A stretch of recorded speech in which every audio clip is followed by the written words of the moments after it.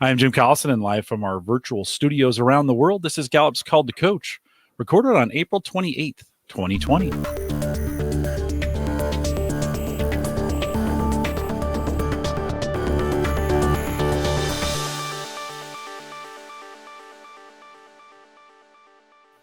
Call to Coach is a resource for those who want to help others discover and use their strengths. We have Gallup experts and independent strengths coaches share tactics, insights, and strategies to help coaches maximize the talent of individuals, teams, and organizations around the world. If you are listening live, we do have a live chat room. It's right above me there. And we'd love to have you log into that. Let us know where you're listening from. If you have any questions after the fact, you can always send us an email, coaching@gallup.com. Don't forget to subscribe. There's a little subscribe button down in the corner of the video down there. That will just notify you anytime we go live. So if you want to click that subscribe and click the bell, that would be great as well. And there's a little like button down there. People ask me all the time, like, hey, how can we get Clifton Strengths discovered beyond, kind of our current circles? Just click that like button down there. Let us know you like it, and then that helps us with the YouTube rankings. Anna Sawyer is our host today. Anna's a senior consultant out of our London office. Although we are all home today, Anna, welcome to Call the Coach. Thank you. Great to be here. Great to see you. Excited for our guest today. Why don't you take a second and introduce her? Yeah, absolutely delighted. So welcome to Call to Coach today, Hannah Miller from Miller & Moore. Hi, Hannah. Hello. Good to see you, Anna. Likewise. Good to see you. How are things? Good, different, unusual, but good generally. Things are in a new, different for us as a family and as a business, and we're getting used to it and enjoy taking the good with the not so good. How about you? Yeah, doing pretty well. So I know we have in common teenagers at home. We do. How are your, I think 3 boys you have? Yeah, 3 boys. They're 17, 14 and 11. And actually, they're doing really well. We had the sort of initial shock of, gosh, how are we going to do this and how are we going to make this work with, we've got 3 adults. Actually, we have a lodger as well. So there's the 3 adults working and then the 3 children. But actually, we found a rhythm and found some really good things from that. They're coping really well, working hard. We have a break time and a lunch time.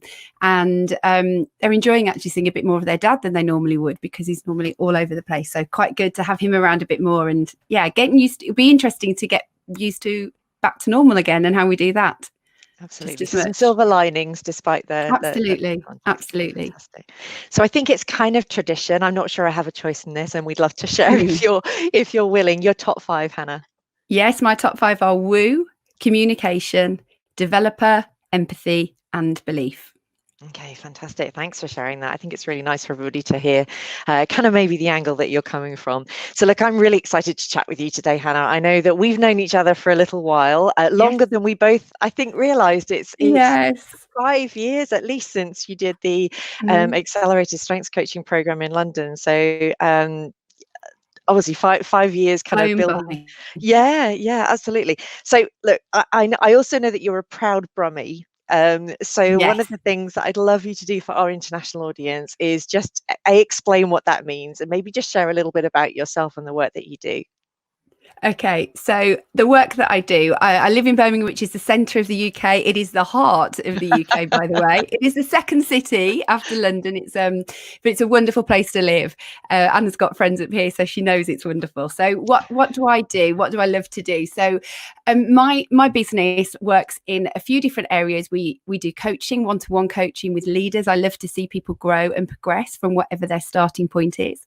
I also love to do lots of workshops. I work with lots of CEO development groups actually, and that's a real joy to work with those that are actually quite advanced in their business and their career, but actually giving them tools to grow their leadership. And then another big part of what I do is actually working with the NHS and with doctors and people working on in primary care, again supporting their leadership. So I work in all sorts of different environments, but the main thing is it's either speaking, workshops, training, or coaching, all around giving people that boost and development edge. And I think I'm quite a practical person. I like things to be really grounded, things that people can take away and think, right, what can I do with that? I think it's great to have the learning, but you need to have the whole what next, what does this mean? And that's what I love to do. And the best moments for me is when people get back in touch with me and say, what you've done's really made a difference to what I'm doing. So that's why I get up in the morning and do what I do. Fantastic. And great to hear that you're working with, our care providers and so on as well. Have you had an opportunity to partner with them kind of throughout the crisis or what's A lot of them are connecting with me through the videos that we're going to talk about probably in a little while, but also I'm doing a webinar with them next week aimed at some of the doctors and the leaders as a bit of a support and a boost in this time, and just giving them a bit of a let up in what's going on right now. So there's a webinar going out next week with them.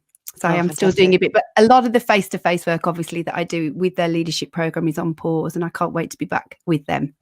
I bet. And look, I know that development is really, really important to you. I think I'm right in saying that your kind of background was in teaching. So, yeah. A big part of the sort of passion for development, I think, started in that education field. Do you still get involved in that area? Yes, I do. And absolutely, I'm still a very proud teacher and love seeing progress. As I've said, I love seeing development, and teaching is and was my trade. So I do still work with schools and colleges, further education and higher education providers. I've worked mainly with their staff, with their teams. I think there's a couple that have actually already said hello on the chat of some people I've worked with in that environment. So it's great to give that back to the industry that I've trained in and the profession that I love so much. That's fantastic. And when you think about kind of education versus maybe that kind of a more commercial environment, do you see similarities? Do you see differences? Oh, well, I think the main difference, if I'm totally honest, is that if you work in education or you work in primary healthcare, for example, but both of those areas, there isn't much opportunity for self-development. There's never enough time. There's too much to do. And actually, I would say that when I work with schools or colleges or universities, there's a real appetite for this, because so many have found themselves in positions of leadership with very little coaching or training or support. And they've ended up there because they're good at their job. They do what they do well, but actually why they do what they do well and who they are in that workplace, they've not really had a lot of time and opportunity to explore that. So I find it such a privilege when I work with teachers, professors, lecturers, leaders in education, because they're lapping it up on the basis that actually there hasn't been a lot for them. So I really love to do that. That's not to say it's not appreciated in the corporate world. Of course it is. But I think there is more of a rhythm and a routine around that in those spaces. Whereas when you're working in colleges and further education, sometimes you can feel I've not had the opportunity to do this. Now, obviously, some colleges and universities do a lot more than others, but schools particularly don't have the time to do this. So it's great to do that with them. Oh, it's great that you get to continue doing that. We're kind of where it all started as well for you, which is terrific. Absolutely. So lots of people today, I'm sure our coach community will have been enjoying your Strengths in Crisis series. And for those of you that haven't discovered that yet, Hannah's been posting a series of, well, I'll let you describe it, Hannah. But I guess one of the things I'd like to say, well, what's it all about and how did it get started? Okay, so if we take a step back as to why am I doing this and what happened? So like many people who work in the face-to-face field, about 5 or 6 weeks ago, everything changed in about 48 hours very quickly. In fact, I was actually at a meeting with the CEO groups that I work with, and only 2 were in the room. Everybody else had already been told on the way in, go home. So it was this emerging scenario of suddenly things were going to really change. And then I started to get emails and phone calls, as I'm sure many businesses of all kinds got. We're not going to do this anymore. This is cancelled. This is stopping. And it was quite a shock. And although I knew there was change coming, it felt like that overnight sudden change, which I don't feel I was prepared for as perhaps I should have been. I'm quite optimistic, quite positive, and I sort of think, we'll be okay, we'll find a way. And actually there was this revelation that I can't do what I do at the moment.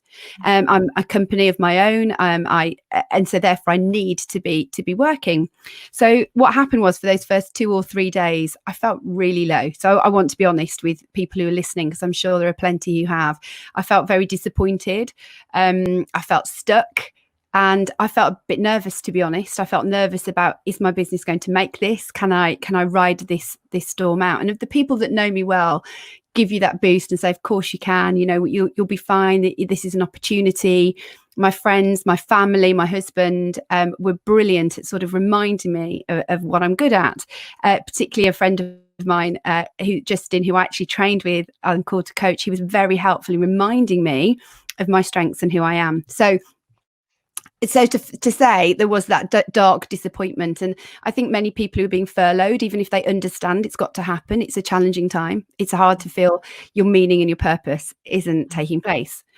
So after those 3 or 4 dark days that my husband had to ride out with me, one evening I think I was trying to go to sleep, and I just had this idea. Okay, if I'm using my strengths, if everyone's encouraging me to use my strengths to find the way through this, I love to communicate. We're in communication are my top 1 and 2. On top of that, my builder profile says that relationship and selling are my top 1 and 2. Okay, for those who know that Gallup profile as well. If I need to work out how to use my strengths to get out of a crisis, everybody needs to be thinking about that. So essentially, without much thought, I decided I would write a guide. So there's a PDF guide, which is about 37 pages long, with a page on each strength, particularly thinking about how you lead yourself and others through crisis. I thought, I'm just going to post a daily video. I'm going to start this series, and once it's out there, you've got to finish it right. You can't start something like that and stop. So I started posting these videos with very little prep, and I'm sure we'll come on to that as we chat, and just seemed to really hit some traction with people. People wanted to listen to them. People wanted to engage with it, and it showed me that taking a step and trying something different and trying something you've been meaning to do was exactly what I needed to do in this season. So with a lot of nervousness and self-consciousness, I just thought, do you know what, I'm just going to go with it. So that's where the videos came from. So these videos are about 2 minutes long, 3 minutes maximum, 1 a day, being posted on Instagram, LinkedIn, Facebook, just giving people an encouraging boost as to what they need to do more of in a time of crisis, who they are and what they bring to their teams and their friendships. Brilliant. Love that, Hannah. And I guess on the questions, how did you prepare for those? I mean, you said you kind of jumped in a little bit, but what did you do any preparation?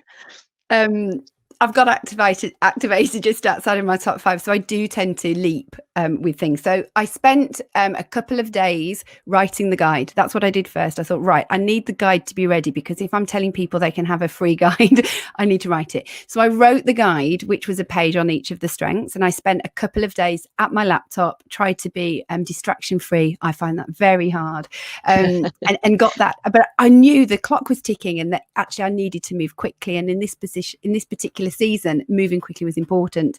So I wrote the PDF guide, and then I essentially, when I do the little videos, I just reread the page in the guide, and I press go on my recording, and I do, honestly, no more than maximum 3 takes. Normally try to do it in 1, don't watch it back, and I post it. A good friend of mine said, Hannah, you've just got to ship it sometimes. It's just got to go. So that's what I do. And the other thing I do is I think about the people I've worked with, both friends that I have, but also colleagues and clients of mine, and I tag them in the videos that relate to their strengths. I've got quite a good memory for things like that. I do use the platform as well, but I do remember a lot of people's strengths. So I tag them in. And in fact, I included Sylvie, Anna, in one of them, because Sylvie is an amazing example of focus. So I tag people as I go to sort of say, this is you, be encouraged, be boosted by this. Very good, very good.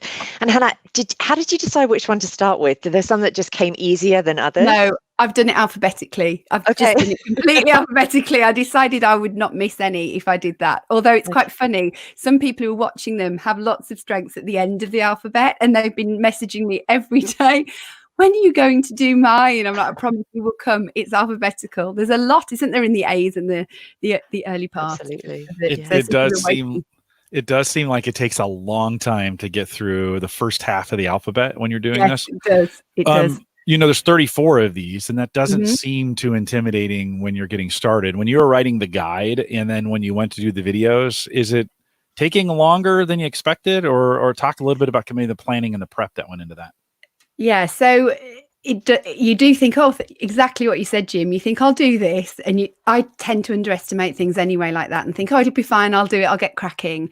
I obviously know the strengths pretty well now. I've been working with it for a long time. Before the training, I'd done my own strengths profile many years before, but it is quite a undertaking to think about 34 different strengths. And there's ones, like you said, Anna, there's ones that you do feel you're a bit more familiar with or you really get, and ones that you have to think a bit more about, think about the people that you know with that strength, who they are and how they lead, and use those examples to help you.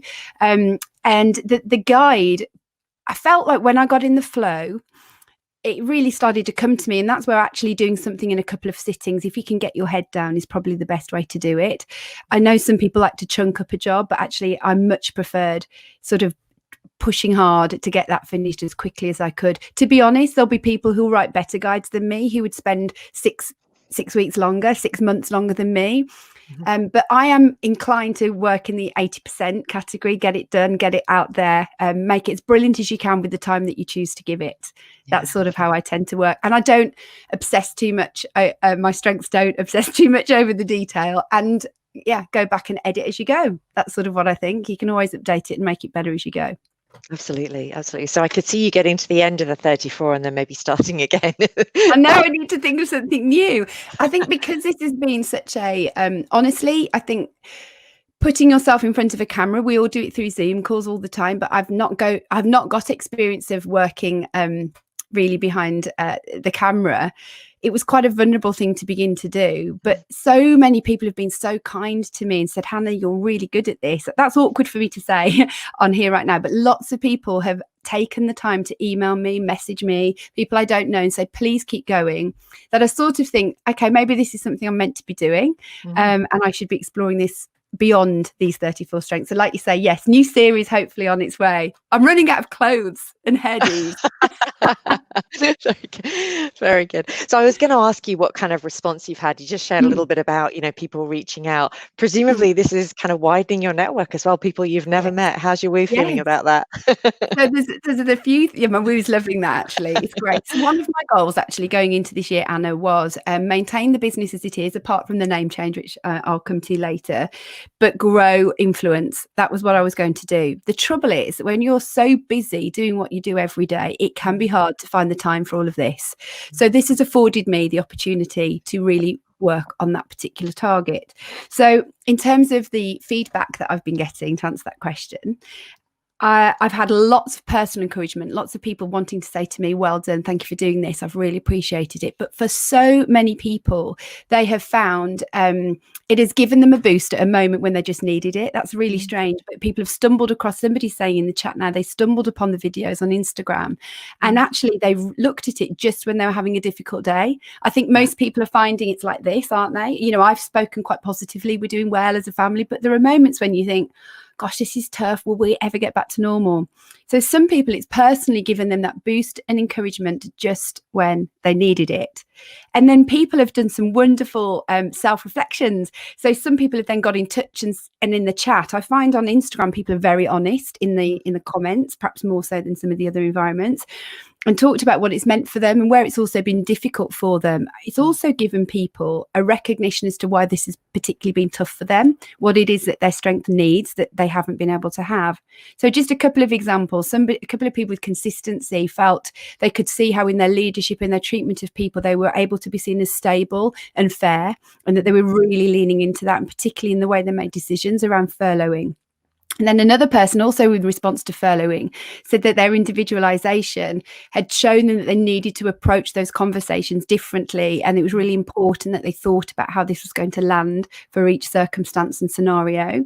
Another person with individualization said she can understand now why her children are getting so annoyed with her over the homeschooling, because she's using an individualized approach. And I think the older child thinks the younger child is getting away with murder. So lots of those kind of things, but also people thinking, this is okay, what can I now do? So for example, somebody I know with communication and positivity has put that to work. They lead in a very large organization. They have thousands of people that report into the teams that they lead.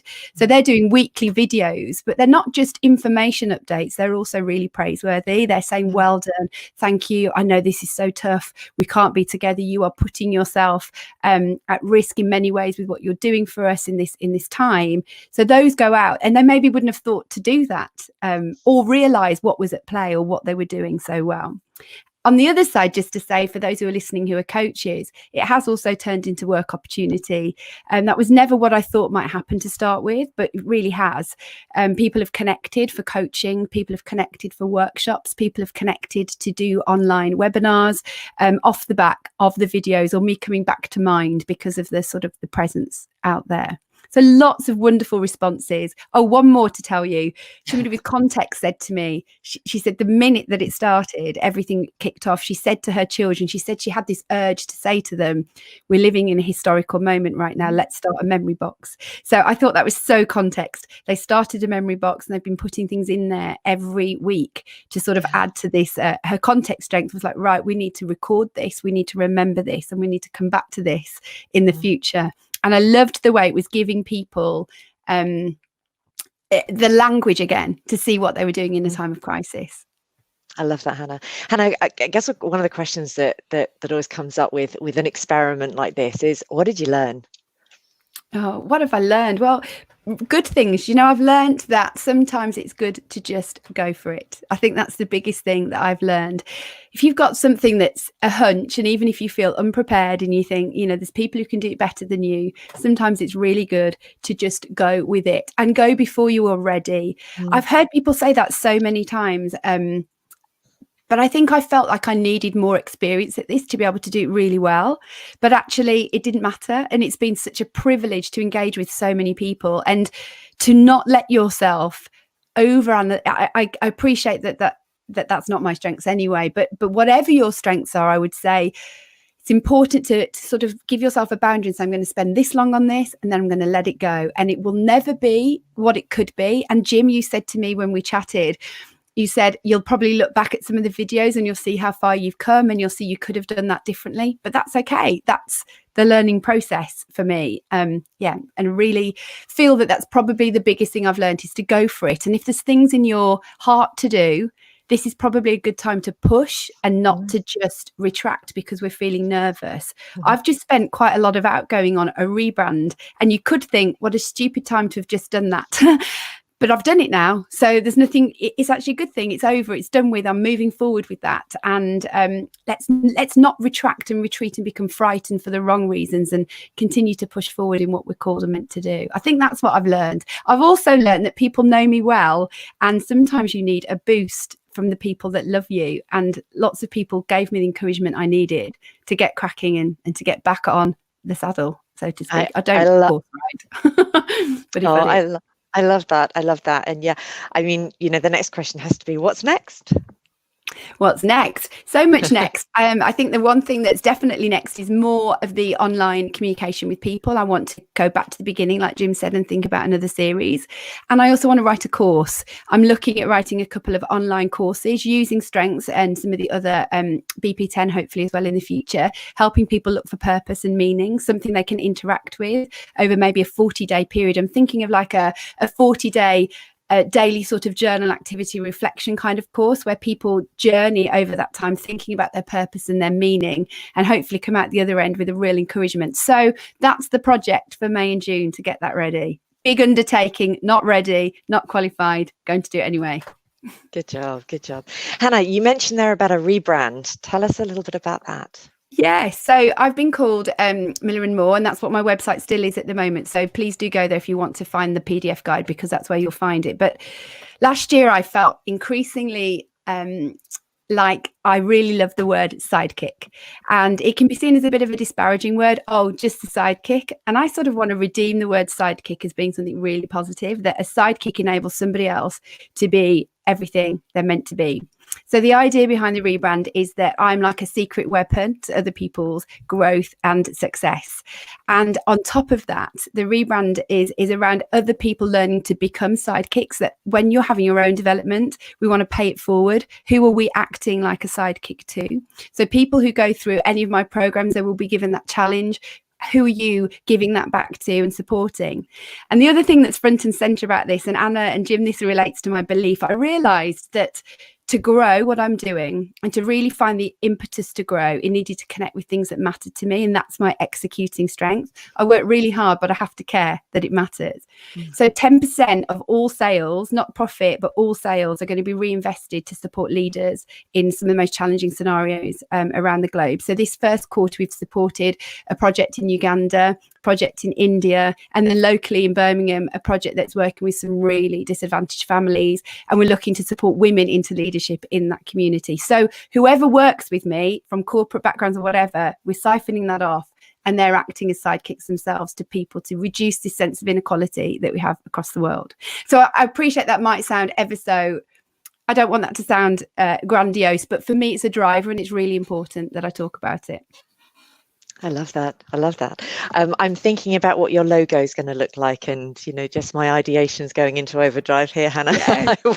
we'll wait to that. Hey, Jim, do we have any questions that are coming up in the chat Yeah, a room? couple of good ones. By the way, this idea of a sidekick, we've been saying on Call to Coach, one of my jobs is to be kind of the assist. We call it the power of the assist, like somebody to come along. They're not scoring the points, but they're certainly setting people up too. And I think that's a really powerful place to be. So good work on that. Justin had said a question. What strength have you found hardest to write about in this video series and in the PDF? Good question. Probably some of the ones that I definitely don't feel apply to me. And I think distinguishing some strengths that are similar to one another, making sure that what I'm saying is different. So for example, input and learner, and making sure that I didn't just say the same thing twice. So I really gave those a bit of extra thought. So ones that feel like they're almost kind of connected strengths, making sure that they sounded separate and different. I don't know if there was one that I found more difficult, but some that I really did perhaps just think about more. I actually really appreciate the strengths that I don't have. So in some ways, there's a lot to say on those, because I realize that's not really what I do. And so I need people like that. So perhaps input and learner was one where I did want to make sure I distinguished those and said something different about them. Because people often ask that question, don't they? I've got them both, what's the difference? So I wanted to make sure I was saying something different about that. Yeah, I get the feeling. Kurt used to tell me I had all 34 in my top 10 because we'd talk about them, and I would just say, I almost pretend like I'd have them, just because I was so comfortable with them. And I think you're probably in a similar boat. You've been working with many of them. They probably come. Kim had asked a question about were people mostly familiar with strengths, or did they ask what it was when you started posting this? Question. Yeah. It's a really good question. So there's a lot of people who are liking the videos and interacting with them that I know from discussion or their backgrounds. Actually, they haven't done their strengths. So some people have been messaging me from that and saying, I want to know more about this, or this one sounds like me. So there's been some of that that's been going on. And then you've got the strengths guys that love their strengths, don't they? Who are tagging others and saying, this is so you, and championing strengths for their friends and the people that they know who have it. But to answer Kim's question, there has been quite a bit of engagement from people that at the moment don't actually know what strengths are. So that's a really good in as well, because I always want to say, if you want to know more about what this is, rather than guessing them, this is where you go. It's all in the guide, go find out some more. So although it sounds a bit reverse, actually it is working as an in, because there's such short videos. You can engage with that and think, oh, maybe that does sound a bit like me. And then when they do the test, they can see, actually, yes, they are. That is exactly who they are. They do make great companions, and this is when I started looking at them, they do make great companions to Theme Thursday, in the sense that, we are, even in our shortest, we're 20 minutes, and that sometimes is too much for people to engage in. And so with a 3-minute window, it's a great opportunity to get in there, get it done. A lot of people will listen for that, visit and see it as a new, like, oh yeah, no, I can sit through this if it's 3 minutes long. And so have you gotten any feedback from folks that found you that you didn't know before, that, that weren't part of the work in the past? Have you gotten feedback from them as well? I have. I've had a lot of new people choose to connect with me and take the time to message. So friends of friends or connections of connections have started to make contact with me, and people who've stumbled across them, just like I think somebody said in the chat, people who've stumbled across it by accident and then began to engage with it. So there are lots of people who I have no idea. Well, I do now have idea who they are, but no, they hadn't got a connection to me, who because of this have started to engage. And like you said at the top of the video, Jim, all that engagement, people liking it or people resharing it on their stories, all adds. Somebody is currently resharing the whole series with their team, and somebody else I know has been taking the daily videos and putting them into emails for their staff. This is an organisation that uses Strengths, and emailing the members of staff that it relates to, which I thought was so lovely, because as a team none of them are together. So she's sending an email saying, you're getting this because you've got belief, watch this video. So she's isolating the people who should get that particular video. That's taking real time and care for her to do that. But such a lovely response, really lovely.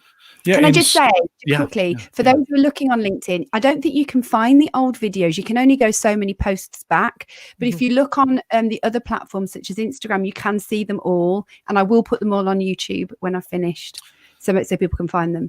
Can I talk you into doing that earlier than finishing? Do you think I should get on with it? I'm learning about YouTube. It's a whole new thing. I know this guy. I know this guy who's pretty good at YouTube. Yeah, so I'll hook you up with this guy. Marta asked, "Do you have a coach, and how often do you meet? Investing in yourself. What kind of self-learning are you doing?"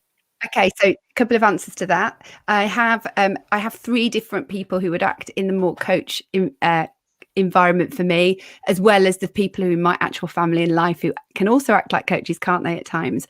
There is a strengths coach alumni friend, and we act as a bit of coach mentor to one another at different times, and we regularly communicate with each other with that in mind. And I have a personal coach as well, who I meet with about every sort of 6 to 8 weeks these days. It was more regular. It's about 6 to 8. Obviously, at the moment, not at all. And that's about my personal development and a space where I go. And then I also have a business coach who I spend time with on a more sporadic level. So I do think it's important to practice what you preach. If I think people need that kind of role in their life, I need to get it myself too. One of the things I was particularly excited about when I saw this is it was coming from the UK, and we get a lot of this stuff, or at least I'm influenced by a lot of this stuff coming out of the United States. And we saw some of this stuff coming out of Asia early on. I haven't seen any new stuff recently. Anna, you got to be excited about when you see something like this, like, this stuff originating and coming out of the UK or coming out of Europe's got to be pretty exciting, right? Are you seeing what other things are happening in the region that folks may want to start watching for as well? You have anything like that you can share with us? Yeah, well, Hannah and I were just talking about this before. We've got a pretty big week this week because we've got our first virtual alumni meeting. So this is for folks that have been through the Accelerated Strengths Coaching course. And we tend to gather, once a quarter in London. It's a great opportunity. I think our strapline is Learn, Share, Connect. It's just that opportunity to just kind of network with other people that are using and working with strengths, shared learnings, etc. Obviously not able to meet at the beautiful Shard this time around. So we're doing our first virtual program. And I think we're going to be graced by some of our colleagues from outside of our usual EMEA region. We've got about, I think, just shy of 400 people that have signed up for that session on Thursday. We're really looking forward to that. My colleague Hannah Lomax has been working really hard on that. So, kudos to her for all her hard work in that. And yeah, I think one of the brilliant things about that is it's creating energy. It's a supportive network. And this whole situation has actually, again, silver linings. We're getting really creative about ways to continue those conversations and building energy. So yeah, exciting week ahead. You've mentioned this, both of you have mentioned this, new opportunities. And what's been interesting since, we've been home 7 weeks at this point, and that's kind of, not that I'm counting the number of weeks, but what we've you got noticed, something etched on the wall, I do. They never let me out of this space. You can't see it, but there's concrete walls around me. That's not true. But as we think about new opportunities, here we are, we're broadcasting early in the morning in the United States, afternoon for you guys. Usually for Called to Coach, when we do it in Europe, I'd get a handful of people. As I'm looking at the number, we have 35 out there, which is a great number for a Called to Coach this early in the UK. I do think that people are more receptive now. Hannah, you got to be sensing that through this series, that people are just more open and willing to kind of connect maybe now more than they were before. Are you feeling that? Yeah, I do feel that. I feel that there's a definite increase in connection that's going on in a different kind of way. People are reaching out. People are the amount of sort of personal messages that I've been getting in terms of connection has definitely increased. There's an appetite for this, especially people who are really feeling that sense of disconnection. They were looking for different ways to connect. And there does seem to be a thing that I've noticed, quite a few people who are considering purpose and considering direction at the moment, or what I do, am I doing it as well as I could be? So some of those bigger questions of who am I in this, and is this the role I want? Am I doing the thing that I'm meant to be? There's quite a bit of that pondering going on. So I've actually had, just in the last 5 weeks, I counted it up yesterday, I think I've had 11 women get in touch for personal one-to-one coaching, women I don't know. Literally, a couple of them I do know, or contacts of contacts, but there's this sort of moment and pause where people are going, maybe this is a moment for me to think about myself here and my own development. So definitely think there's opportunity, and there is an appetite for this, and people maybe have the headspace to think about it. Although I feel as stretched and stacked as always, it is different, isn't it? Mm-hmm. Let me just call an audible on this one and ask the two of you this question, because you both have teenage children who are now like, but it seems to be like people seem to be figuring it out. We're getting close to the end, at least here in the United States. We're getting close to the end of the school year. We're going to go into our summer months where the kids would be home anyways. Do you think in this, Hannah, you'd said a second ago, had these women contact you, and then in the chat room, somebody said, we're getting more comfortable with video. And I think this whole thing has opened up. You're doing this series, these 3-minute videos, more people are online, the more people are seeing them. We're doing more video conferencing. Are the kids having the same experience? So are your teenagers now more comfortable because they've had to do some school online maybe, or they've had to talk to their class? I hear a lot of that going on.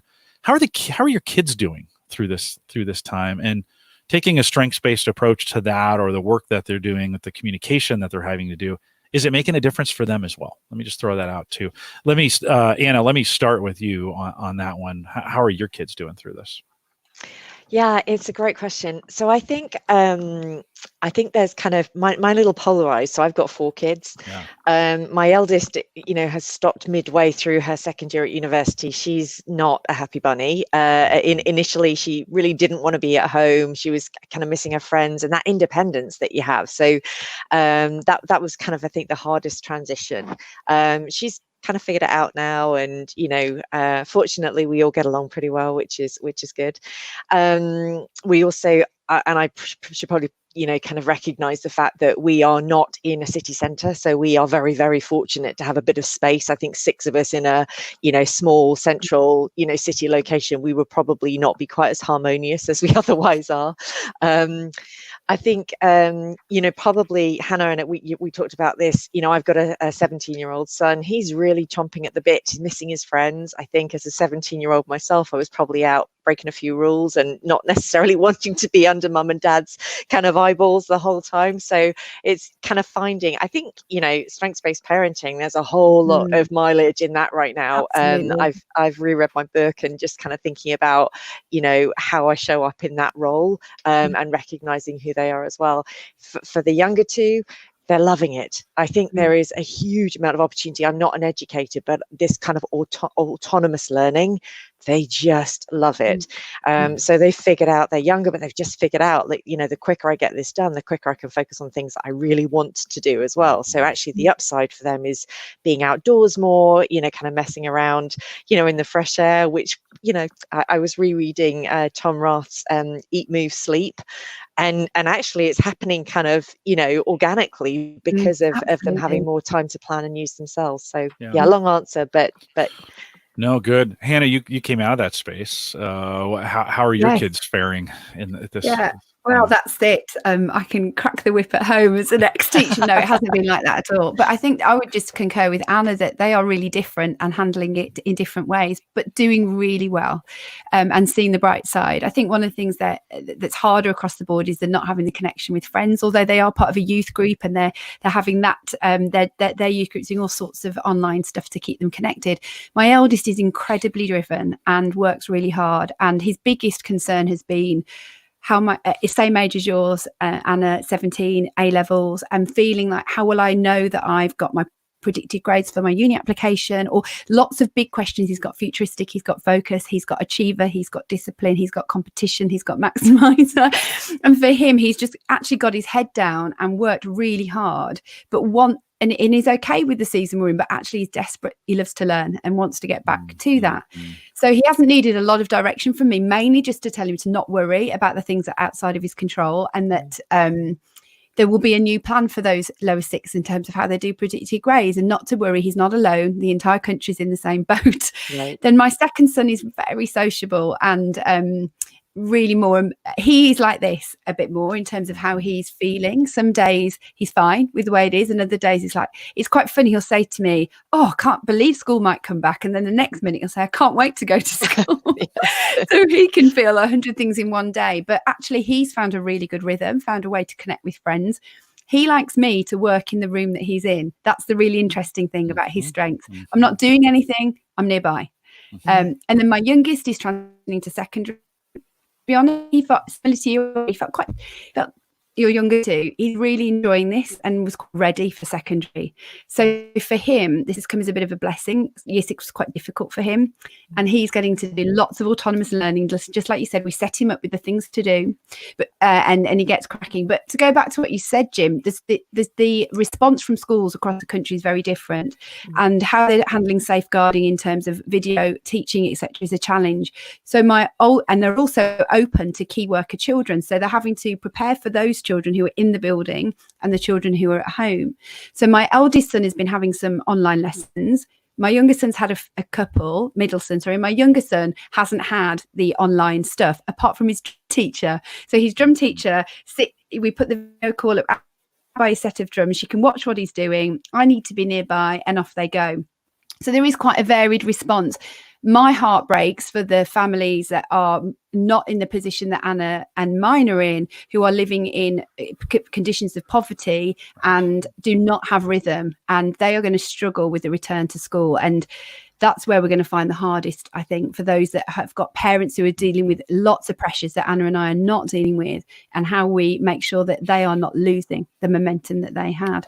Long answer, but it's because it's quite a nuanced thing, to be honest. Yeah, no, we in fact, I'm doing a show on Thursday night talking with some educators about how this crisis has changed the way we do education. And we have a story of a school district that sent out all their buses with hotspots on them and just parked them and turned the hotspots on, really, so that the students during the day would have the opportunity, might as well use those resources. And we've gotten a little bit off topic. Let me get back to Gary here really quick. He had one final question for you, Hannah. What would you say has been your best achievement so far as a sidekick, helping individuals, teams, organizations achieve success? You can brag on yourself because the chat room asked. You have to. Oh gosh.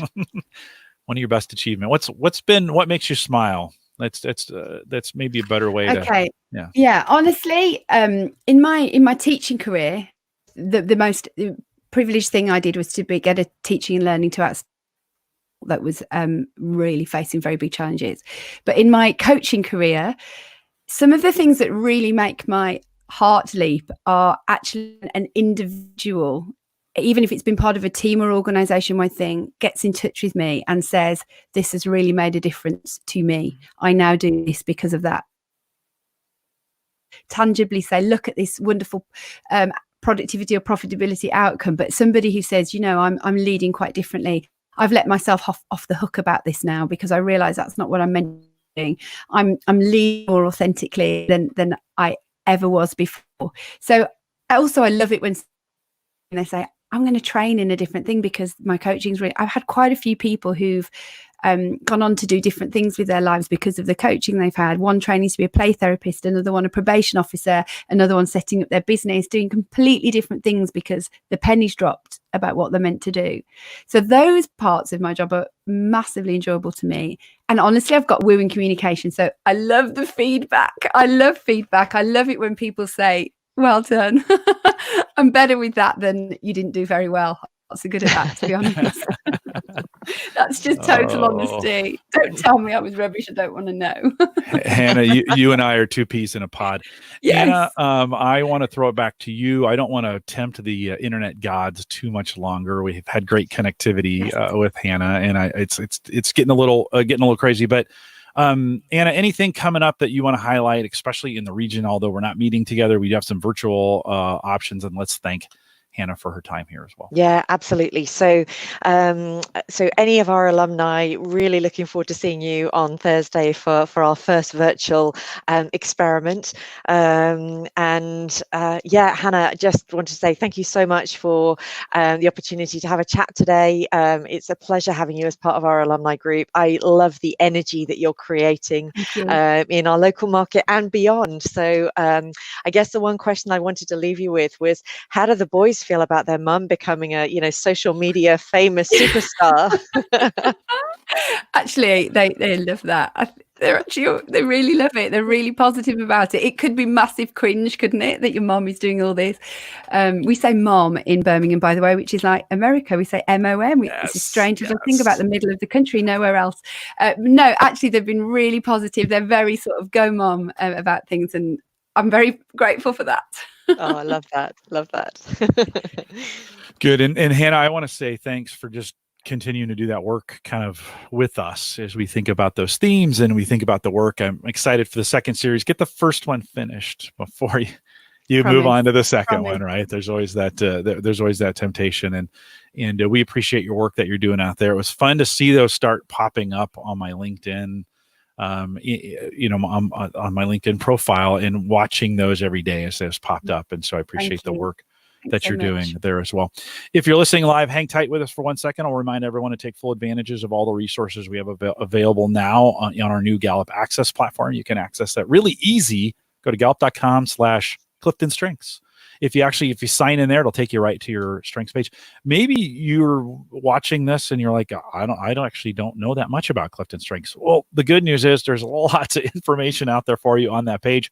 We've got a lot of great resources available. Again, go out to gallup.com/CliftonStrengths. If you do have any questions, you can send us an email as well, coaching@gallup.com.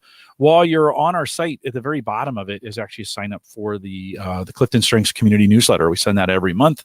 Great way for you to stay in contact with all the things that are going on and just stay up to date on everything that's happened. You can sign up there completely free. If you had fun today and you're like, oh man, I want to do live more often, and who wouldn't want to do live more often? You can join us on our Eventbrite page. Go to gallup.eventbrite.com. If you create an account, sign up, follow us there. I'll send you a notification every time we post something new. And there's a complete list out through July. I'll keep you busy 3 or 4 days a week. Like, if you want to come out and see these things, are all available out there for you as well. The 2020 Gallup at Work Summit has gone completely virtual, and we're kind of excited about that. Anybody can join from anywhere around the world at a great price. And so if you haven't signed up yet for the summit, we'd love to have you do that as well. If you want to see all the things that are going on with our summit, they're happening at gallupatwork.com, and you can see the complete list of the agenda. Because we're doing it virtually, the agenda has changed. We are one day, and like I said, anywhere in the world. We're going to have lots of things going on there that June 2nd, and the details are gallupatwork.com. Join us on our Facebook group, facebook.com/group/call-to-coach. If you want to join us on LinkedIn, just search Clifton Strengths. It's easy to say. Clifton Strengths Trained Coaches, and ask to be invited to that group, and I will let you in. We'll do a little bit of post-show. We want to thank you if you're joining us live. We want to thank you for coming out. If you're listening to the recording, probably just hit play, and it'll go on to the next one. With that, we'll say goodbye, everybody.